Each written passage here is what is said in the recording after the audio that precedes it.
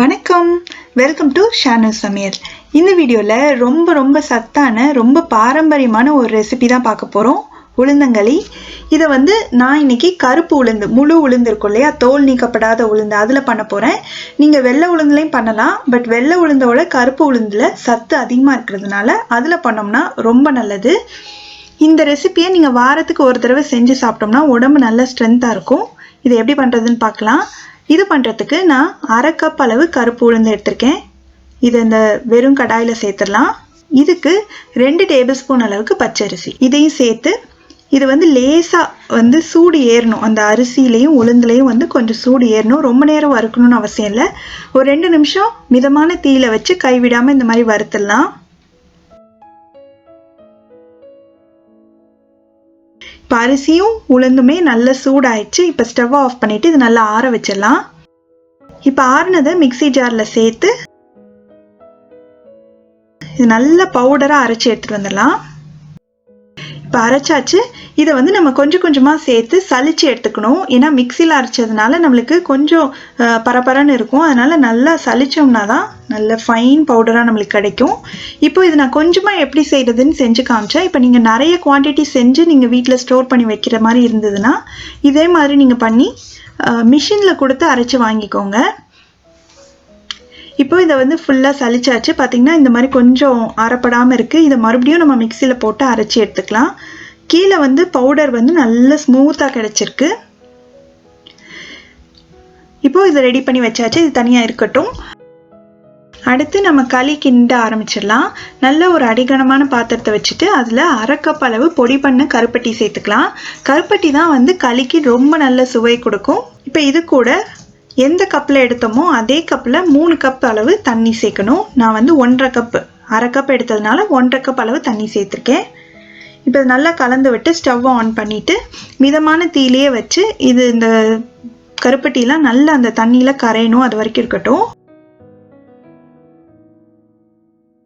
இப்போ நல்லா கரைஞ்சிருச்சு. இது பாகுபதம்லாம் வரணும்னு அவசியம் இல்லை. இந்த அளவுக்கு கரைஞ்சிட்டா போதும். இப்போ இது கொஞ்சம் ஆற வச்சுட்டு இதை வடிகட்டி எடுத்து வச்சிடலாம். இப்போ கருப்பட்டி கரைசலை வடிகட்டி இந்த பாத்திரத்தில் மாற்றி வச்சுருக்கேன். இதை மறுபடியும் வச்சுட்டு இப்போ நான் ஸ்டவ் ஆன் பண்ணல, ஆஃபில் தான் இருக்குது. இப்போ இது கூட நம்ம சலிச்சு வச்சுருக்கிற அந்த உளுந்தங்களி மாவு இருக்கு இல்லையா, அதை கொஞ்சமாக சேர்த்து கட்டி இல்லாமல் கரைச்சிக்கணும். ஸோ கட்டி இல்லாமல் வரணுன்றதுனால இந்த மாதிரி நான் விஸ்கை வச்சு கரைச்சிக்க போகிறேன். நீங்கள் கரண்டி எது வச்சு கரைச்சாலும் கட்டி இல்லாமல் கரைச்சிக்கோங்க. அதனால தான் ஸ்டவ்வை ஆஃப் பண்ணிவிட்டு நம்ம கரைச்சோம்னா ஈஸியாக நம்மளுக்கு கரைக்க வரும். இப்போ பாருங்கள், நல்லா ஸ்மூத்தாகிடுச்சு. கட்டியே இல்லை கொஞ்சம் கூட. நல்லா இந்த அளவுக்கு கரைச்சாச்சு. இப்போ தான் நான் ஸ்டவ் ஆன் பண்ண போகிறேன். இப்போ ஸ்டவ் ஆன் பண்ணி மிதமான தீயில வச்சு நல்ல ஒரு மரக்கரண்டியை வச்சு நல்லா இப்படி கிளறிட்டே இருக்கணும். எப்பவுமே களி கிண்டும் போது முடிஞ்ச வரைக்கும் கைவிடாமல் கிளற தான் அடியிலையும் அடி பிடிக்காமல் நல்லா ஒன்று போல் வெந்து வரும். நல்லா கிளறிட்டே இருக்கலாம். கொஞ்ச நேரத்துலேயே பார்த்தீங்கன்னா நல்ல கெட்டி ஆகிட்டே வருது பாருங்க.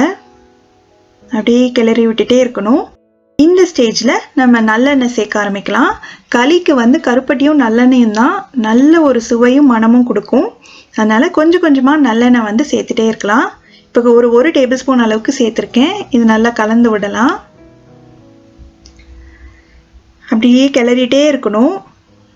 ஏன்னா நம்ம சேர்த்த உளுந்து நல்லா வெந்து வரணும். அது வரைக்கும் நம்ம இதை மிதமான தீயிலே வச்சு கிளற தான் நல்லா வேகும். இப்போ மறுபடியும் ஒரு டேபிள் ஸ்பூன் அளவுக்கு எண்ணெய் சேர்த்துக்கலாம். நல்லா கலந்து விட்டுட்டே இருக்கணும்.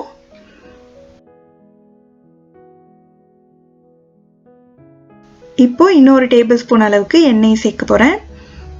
நல்லா கலந்து விடலாம். இப்போ பார்த்தீங்கன்னா ஓரளவுக்கு பாத்திரத்தில் ஒட்டாமல் வருது.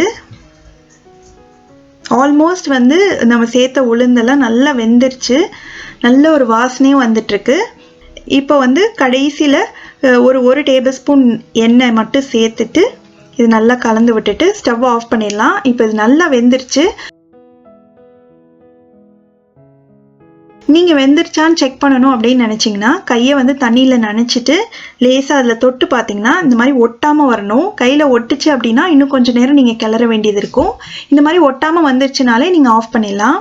இதை ஆஃப் பண்ணிவிட்டு ஒரு கொஞ்சம் நேரம் மட்டும் ஒரு 10 நிமிஷம் மூடி வச்சிடலாம். இப்போ அடியிலலாம் நம்மளுக்கு ஒட்டுன மாதிரி இருக்கும் இல்லையா, ஒரு 10 நிமிஷம் மூடி வச்சிட்டோம்னா இன்னுமே நல்லா சாஃப்ட் ஆயிரும். 10 நிமிஷம் ஆச்சு, திறந்து பார்க்கலாம். இப்போ பாருங்க எல்லாம் ஒன்றா சேர்ந்து வருது. நல்ல இந்த பாத்திரம் ஆற ஆற வந்து அடியில் சைடில் ஒட்டிருக்கிறது எல்லாமே ஒன்றா சேர்ந்து வந்துடும். அவ்வளோதான். இது அப்படியே இந்த மிதமான சூட்லேயே வந்து சர்வ் பண்ண வேண்டியதுதான். இதை வந்து நீங்கள் ஒரு உருண்டையாக பிடிச்சி நடுவில் கொஞ்சம் ஒரு குழி மாதிரி போட்டு அதில் கொஞ்சமாக நல்லெண்ணெய் ஊற்றி அதை தொட்டு சாப்பிட்றதுக்கு ரொம்ப ரொம்ப நல்லாயிருக்கும். ரொம்ப ரொம்ப சத்தான ரொம்ப சுவையான உளுந்தங்களி எப்படி பண்ணுறதுன்னு பார்த்தோம். நீங்களும் இந்த ரெசிபியை கண்டிப்பாக வீட்டில் ட்ரை பண்ணி பார்த்துட்டு எப்படி வந்ததுன்ற கமெண்ட்ஸ் சொல்லுங்கள். இதே மாதிரி நிறைய வீடியோஸ் பார்க்கணுன்னா இந்த சேனலுக்கு சப்ஸ்கிரைப் பண்ணுங்கள். ஷானு சமையல், எளிய முறையில் இனிய சுவையில். நன்றி.